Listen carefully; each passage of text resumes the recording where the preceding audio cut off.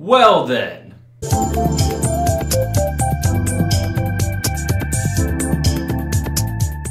So I just read chapter 152 of My Hero Academia, and I gotta say, I really liked it. Even though half of this chapter treated itself as a death of a character chapter, the other half turned that tragedy into a moment that not only makes me appreciate Mirio more, but it makes sense in terms of the overall story. A lot of people were worried that if Mirio lost his quirk, he wouldn't be able to do anything and then be killed.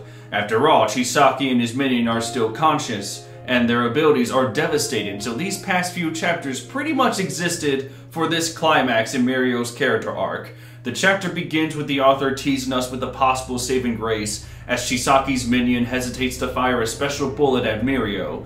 We then see the history behind the bullet, and that the Hero Society's worst fears have come to pass. There now exist weapons that can get rid of quirks. Granted, there are only a few of those bullets made, but if the villains use those bullets on the right people while continuing to make more, this could destroy the current era of Deku's world. That's ultimately the goal of Shigaraki, so I have a feeling Toga and Twice are going to get their hands on the leftover quirk bullets, and Shigaraki will plan out his next move, but on a more devastating stage. But back to the story though. So the minion realizes he can't shoot Mirio, so he instead aims at Eri and fires the gun, which of course makes Mirio jump in front of the bullet and take the shot instead. Some people will probably have a problem with this because there might have been alternative means to saving Eri and Mirio's quirk, but Mirio's reasoning to do so fits with his character and mentality, so I don't really have an issue against it.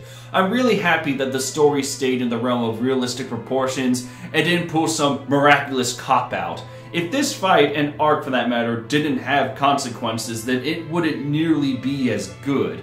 I think it's because that All Might pulled a miracle against All for One, that some believe that other characters should have that treatment too. But if everyone has that miracle treatment, then it would demean All Might's final battle, and it wouldn't be nearly as powerful to watch. Anyway, we then see a long flashback that shows Mirio's childhood to now. I didn't really feel sad about seeing this because I knew this wouldn't be the last time we see Mirio, and also because I know the cliche of seeing a tragedy affect a hero and that makes them have a flashback. I was sitting there reading the flashback and thinking, oh, okay, well this was expected. Now the flashback wasn't bad, it just filled in a couple gaps of his life and showed us most of what we already know about the character. It wasn't like a revolutionary story that made me cry, but I do appreciate the length and effort of the flashback and how we fully understand Mirio's life now. But now cut to present time and we see Mirio no longer have his power. What does he do? He does what Mirio would do. Continue to fight with no hesitation, all for the sake of saving a life.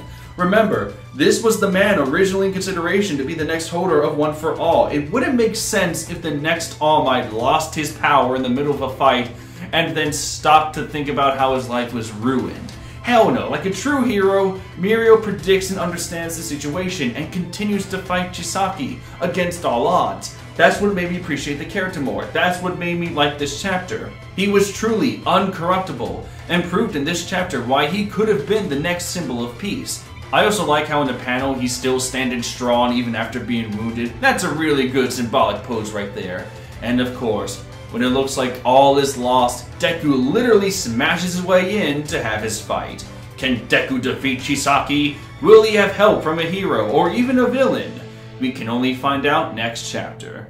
So that's pretty much it, but I do have a request. Originally I was going to live stream myself reading the chapters, but I might just save that for One Piece. I had fun writing the script and doing the edits quickly, but I want to hear from you. Would you like to see me do live streams of reading both My Hero Academia and One Piece, or would you like to see review videos on one of the mangas? Or would you like to see me if I can do both streams and review videos? Whatever happens, I'm game. Anyway, thank you so much for watching, and I will see all of you legends next time. Take care.